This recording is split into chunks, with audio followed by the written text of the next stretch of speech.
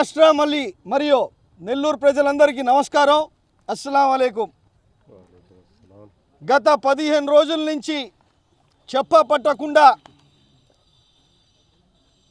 జామియా మస్జిద్ స్థలం ఏదైతే 13.3 ఎకర్స్ ఉన్నాయో రబిష్ తోలడం, మట్టి తోలడం, పొక్లైన్ మిషన్ తీసుకొని వచ్చి మొత్తం క్లీన్ చేయడం పని నడుస్తుంది ఎవరికి చెప్పపట్టకుండా. అయితే మొన్న మనం మాట్లాడాం ముగ్గురం. నిన్న స్టేట్ వక్ఫ్ బోర్డ్ చైర్మనే డైరెక్ట్గా ఇడికి వచ్చారు. మేము మాట్లాడంగానే రైట్ ఓకే నిన్న వచ్చి ఆయన భాషనిచ్చారు. వక్ఫ్ బోర్డ్ చైర్మన్ అజీజ్ భాయ్ గారు ఆయనతో పాటు నాయకులు అందరూ వచ్చారు, భాషనిచ్చారు. అది కడతాను, స్కిల్ డెవలప్మెంటు, అది ఐఏఎస్ ఐపీఎస్ అని.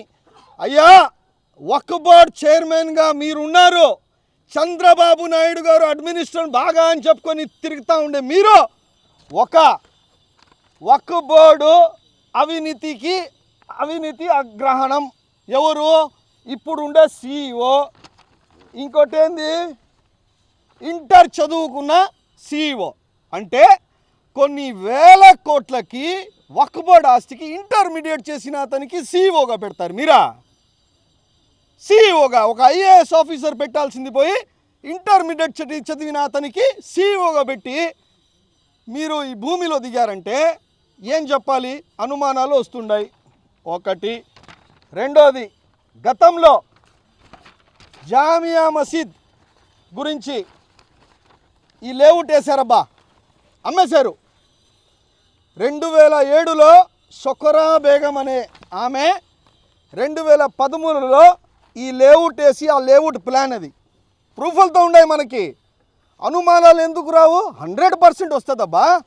గతంలో వైసీపీ గవర్నమెంట్ ఉండేటప్పుడు మా జగన్మోహన్ రెడ్డి గారే స్వయంగా చెప్పారు, కాంపౌండ్ వాల్ వ్యవస్థ తెచ్చిందే వైఎస్ఆర్ కాంగ్రెస్ పార్టీ. గుర్తుపెట్టుకోండి ఈ లేఅవుట్ ప్లాను. ఇంకపోతే ఇక్కడ మా ముస్లిం సోదరులు ఇక్కడ ఎవరైతే ఉండారో అందరం పోయి కలెక్టర్ గారికి వినతి పత్రం ఇచ్చింది కూడా. అదే కాకుండా ఇంకా వక్ఫ్ బోర్డు ఇంకా పేపర్లు ఉన్నాయి, ఇవన్నీ చూపిస్తున్నా, మీ మీడియా వాళ్ళకు కూడా ఇస్తున్నా. ఇప్పుడు సిగ్గు చెట్టు అన్ని వేల కోట్లకి 50 మంది ఉండారంట స్టాఫ్. ఒక వక్ఫ్ బోర్డు చైర్మన్గా చెప్పడం అన్ని వేల కోట్లకి 50 మంది స్టాఫ్ అంట. ఒక అన్ఎడ్యుకేటెడ్ గజిట్ లేని ఆఫీసరు. ఎంత సిగ్గు చెట్టండి ఇది. మా కర్మకాలి బాధగా చెప్తున్నాం ఏంటంటే జామియా మసీద్ ఇప్పుడు ఉంది కదా, అది 1 ఎకరా లోపల ఉంది. ఇప్పుడు ఉండే మసీదు ఖబరస్థాను 350 అంకణాలు ఉన్నాయి. ఇప్పుడు ఉండే మసీదు దాదాపు ఒక 150 అంకణాల నుంచి ఉంటుంది. ఇన్ని వేల కోట్ల ఇన్ని వందల కోట్ల జామియా మసీద్ది వక్ఫ్ బోర్డు ఆస్తులు పెట్టుకొని జామియా మసీద్ది పెట్టుకొని మాకు సక్రంగా ఒక ఖబరస్థాన్ లేదు, ఒక పెద్ద మసీదు లేదు, ఒక మంచి పెద్ద మర్కస్ లేదు. ఈరోజు ఆయన వచ్చి చెప్తున్నారు కాంపౌండ్ వాల్ కట్టేసి నేను పెట్టుకుంటానని.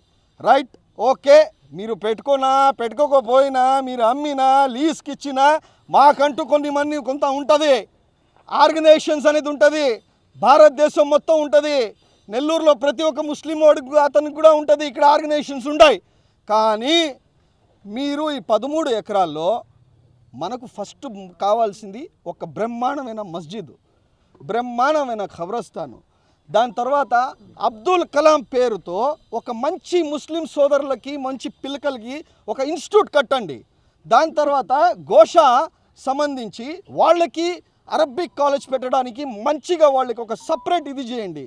అదే కాకుండా మీరు ఏమేమి చేయాలనుకుంటున్నారో కూర్చొని ఒక రౌండ్ టేబుల్ సమావేశం పెట్టుకుని చేయండి. అంతేగాని మీ ఇష్టానుసార మీ పక్కన కొంతమంది దండుపాలెం బ్యాచ్ని పెట్టుకొని ఇది చేస్తారు అంటే అది కరెక్ట్ కాదు.